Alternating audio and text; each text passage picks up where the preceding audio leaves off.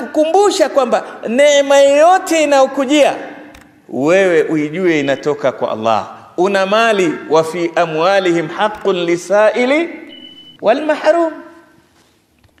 Katika mali yao kuna sehemu, kuna mafungu ya wale wenye maskini wanaokuja kueleza matatizo yao wakaomba, na kuna maskini wengine wataka uwatambue kabla kuja kwako.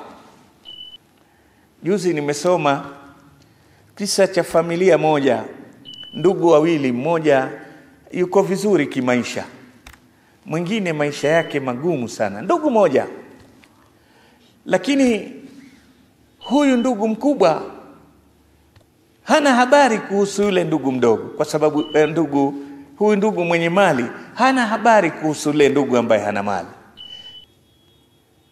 Ndio anamjua maisha yake sio mazuri hivyo, lakini yule maskini hana tabia ya kueleza matatizo yake. Kuna watu Allah asifu kwamba tahsabuhum aghniya'u min at-ta'affuf. Kuna watu tadhani ni matajiri kwa ile heshima wanaojiwekea, hawana tabia ya kulalamika na kuombaomba na hapana. Yeye hana, lakini unamuona ni kama ambaye yuko naye.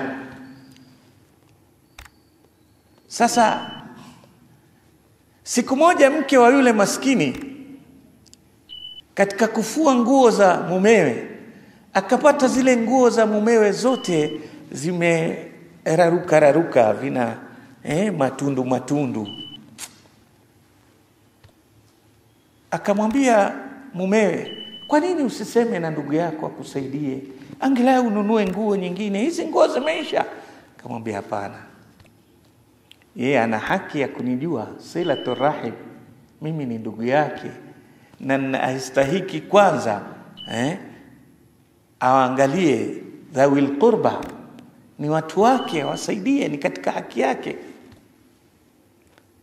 Wa'budullaha wa la tushriku bihi shay'a wa bil walidaini ihsana wa bidhil qurba. Ndiye wa kwanza unastahiki katika ulichonacho, kwanza uangalie wale watu wako wa karibu, kwa sababu silatur rahim ni katika amali bora zaidi, katika tabia njema ya kwanza ni silatur rahim. Yule mwanamke likamhuzunisha sana, akamwambia sawa. Lakini baada ya kufua zile nguo, katika kwenda kuanika ili zikauke, alikwenda nazo kwenye nyumba, ni majirani wako mbali, akaingia kwenye geti ya ule ndugu tajiri, akaenda akaanika zile nguo pale.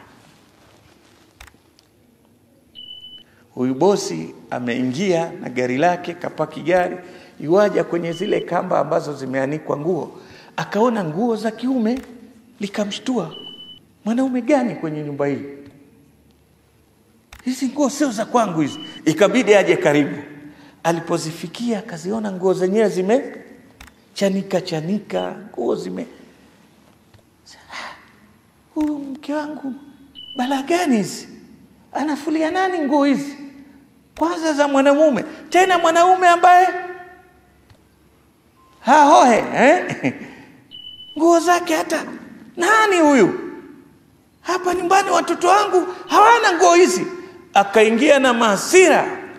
Mkewe akamwona kuingia vizuri, amsalimia, salamu alaykum. Sawa.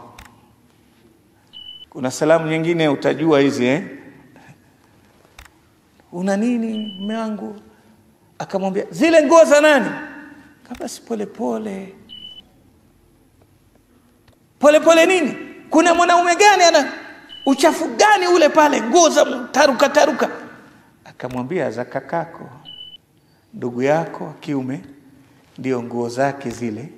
Mkewe amekuja kuanika pale, hatujui kumetokea nini, labda kwake amekosa kamba, amekuja kuanika pale. Yule bwana akaanza kudondoka machozi, akasema hakuna lolote lililotokea kwake, mke wake amekuja kunionyesha ubosi wako, kakako ndio nguo zake. Silatur rahim, mfanyie wema ndugu yako, akalia na kujuta, na pale pale akatoka akenda nyumbani kule akauliza matatizo. Na huu ndio Uislamu. Idha massahum ta'ifun minash shaitani tadhakkaru. Muislamu anaweza kuteleza, anaweza kughafilika, anaweza kujisahau, lakini wakati wote anakumbuka kosa lake na akarudi, akaleta istighfar na akabadilisha msimamo wake.